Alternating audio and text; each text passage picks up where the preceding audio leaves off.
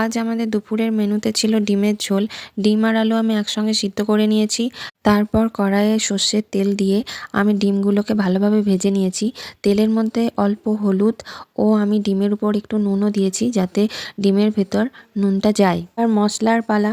মশলা আমি পেঁয়াজ, আদা, রসুন, একটু জিরে, লঙ্কা স্বাদ মতো দিয়ে আমি মিক্সিতে ঘুরিয়ে নিয়েছি। ভাজা ডিমগুলোর উপর আমি আলু, পেঁয়াজ সব কিছু দিয়ে ভালোভাবে ভেজে নিয়েছি। যতক্ষণ না তেল বেরোচ্ছে ভাজা থেকে ততক্ষণ অবধি সবগুলো ভালোভাবে নেড়ে যেতে হবে।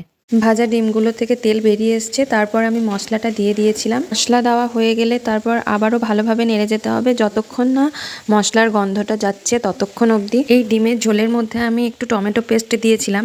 আমি টমেটোটা মিক্সিতে ভালোভাবে ঘুরিয়ে নিয়েছি। তারপর যখন মশলাটা ভাজা হয়ে গেছে, মশলার গন্ধ যখন চলে গেছে, তখন আমি টমেটো পেস্টটা তার উপর দিয়ে দিয়েছিলাম। তারপর টমেটোর একটু গন্ধটা যাতে চলে যায় তার জন্য আবারও ভালোভাবে নেড়ে নিয়েছিলাম।